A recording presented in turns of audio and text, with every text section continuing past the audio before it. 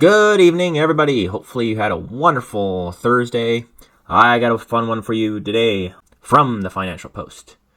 Ignore Ottawa's rhetoric. High income earners already pay more tax. Opinion says. Ottawa invariably justifies tax increases, saying the rich should pay more, but they've already paid a lot more. Yeah, I think we get here in Canada a lot of news from the States, and so we kind of incorporate a lot of how much the rich pay in the States to Canada's rich, right? We kind of overlap those two. But really, there's not very many rich people here in Canada. So, or well known rich people. There might be those invisible millionaires. But let's get to it. So, with its recent focus on fairness, more like taking money away from the older generations and giving it straight to giving some of it to the newer generations. The Trudeau government has reignited the debate around whether high-income earners should pay their fair share of taxes. A new study published by the Fraser Institute sheds light on ill-defined concept of fair share. We find that the top 20% of Canada's income-earning families already pay disproportionately more taxes than all the other income groups. And the funny thing is, Trudeau's all about fairness and having the rich people here in Canada pay their fair share.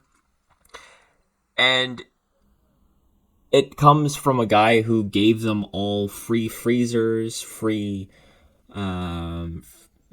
coolers, free AC units, under the guise of saving the environment.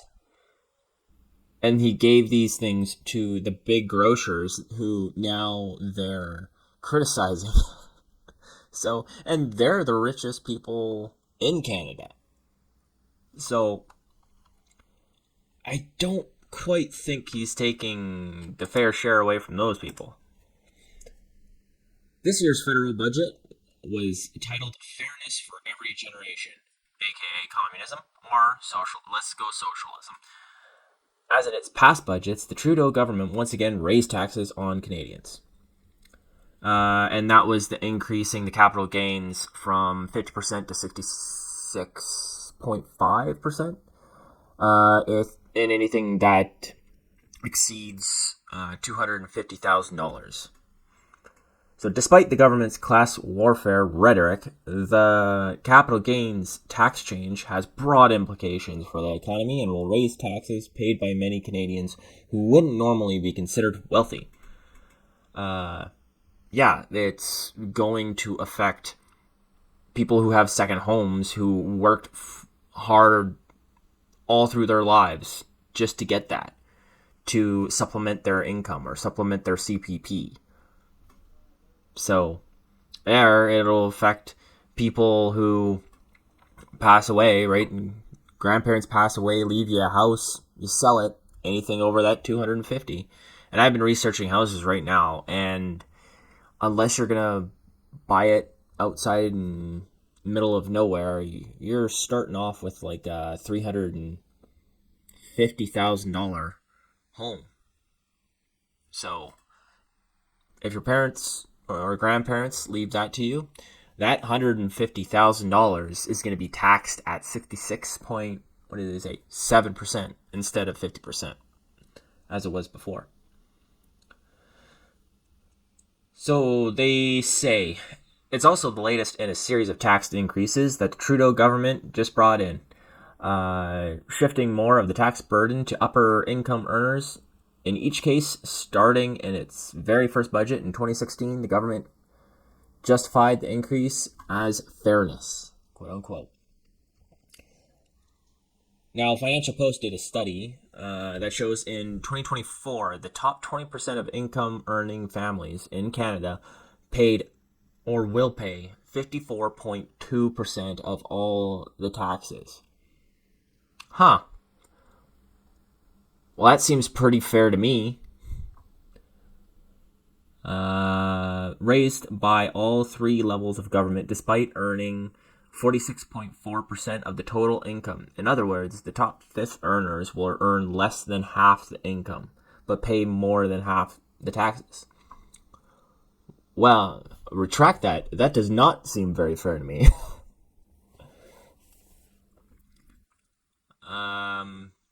The bottom 80% of families all have a tax share that's less than their income share. The bottom 20% just pay, or the bottom 20% pay just 2.0% of taxes while earning 5% of income. So it kind of puts into perspective, like, yeah, these people can't pay taxes, these lower 2%, or 20%, sorry. Like, that's about, what, maybe $45,000 a year?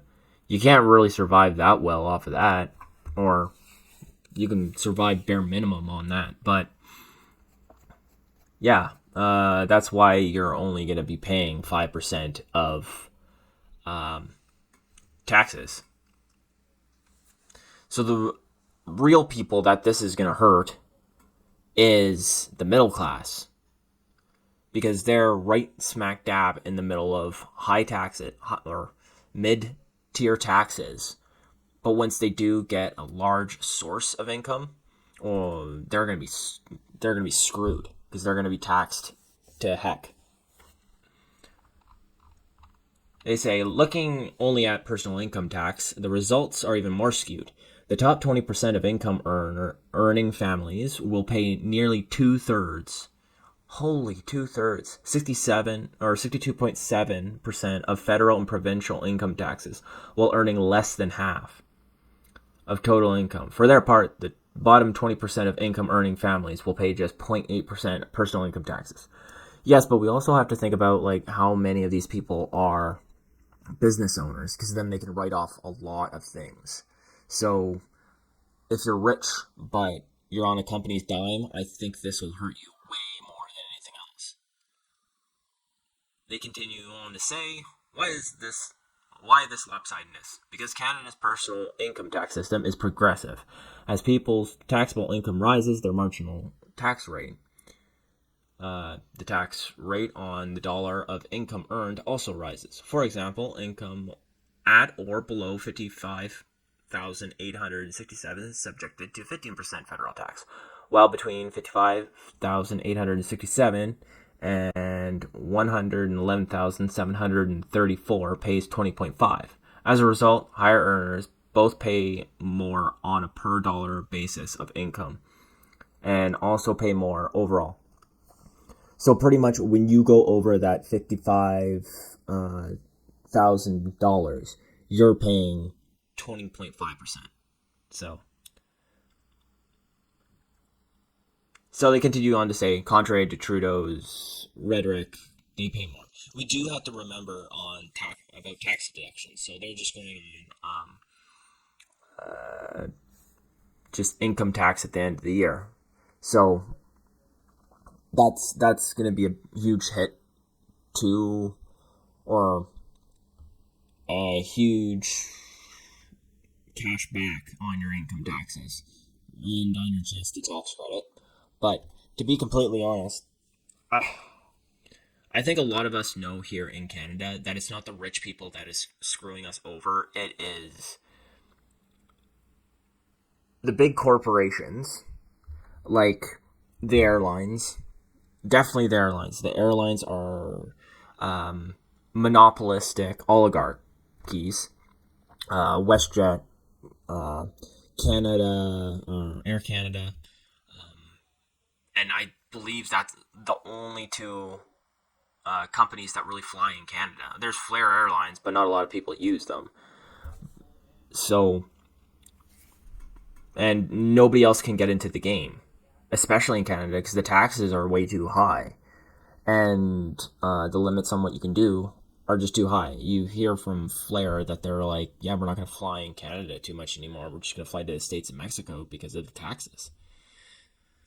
So a lot of it a lot of our issue is our government does not promote competition. So it leads to these monopolies or oligarchies, and no other company can get in because the already existing companies crush them. Think about the oil and gas sector, not so much. But financial sector, I mean, you got the big banks here, and then there's nothing else, like the CIBCs, the RBC, the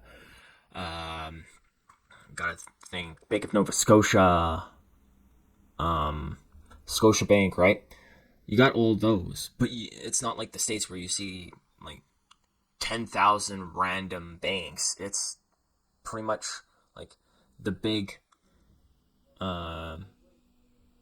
banks here in Canada. That's what you see everywhere. You maybe see some service credit unions, but other than that, not really. So, anyways, if from what I think in conclusion, if the Trudeau government, or not just the Trudeau government, any government can just get out of the way to increase the amount of competition and cut this carbon tax out, because that's just killing things, then I think we'd see the prices all around the board going down. But what do you guys think? Do you think that the rich pay too much in Canada, or is it the poorer people here that get screwed? Also, if you like what you see, if you could subscribe and comment, that helps the channel a lot, and I will talk to you next time.